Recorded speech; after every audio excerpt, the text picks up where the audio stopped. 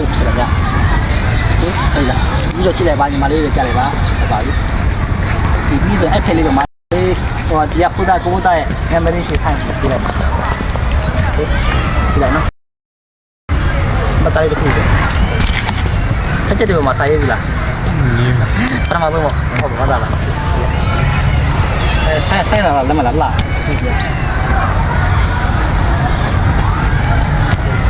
တောင်းနေနော်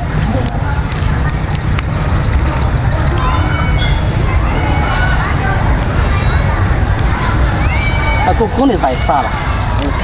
အောက်ကြီးရလို့လည်းခဏဟာပြီဟုတ်ပြီ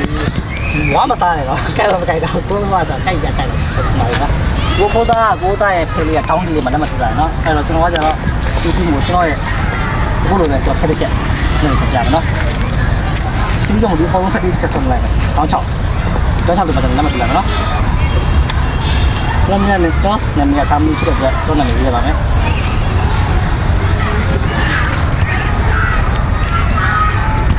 စာမီနော်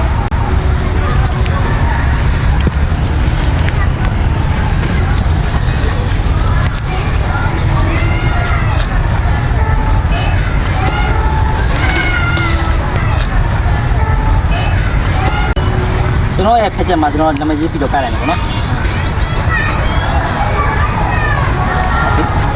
โอเคပြီလည်းဖက်ချက်ချင်တယ်ချက်ချက်ဒီလိုဖက်ကမမီးအောင်ချက်အောင်ပြီโอเค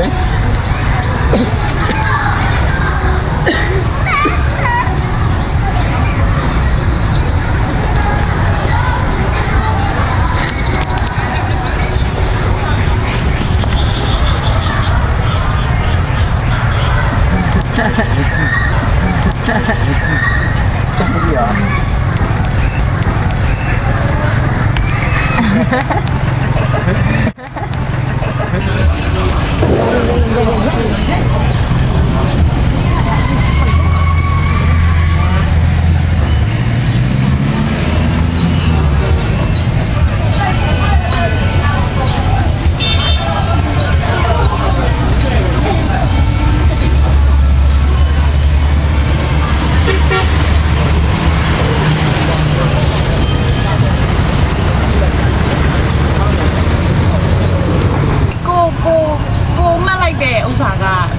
ကိုထဲမှာရှိနေတာကိုသူစီရောက်သွားတာဆိုတော့နည်းနည်းတော့အံ့ဩတာပေါ့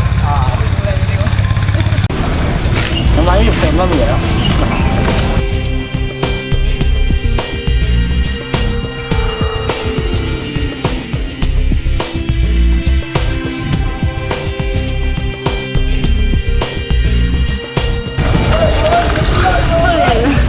အဲ့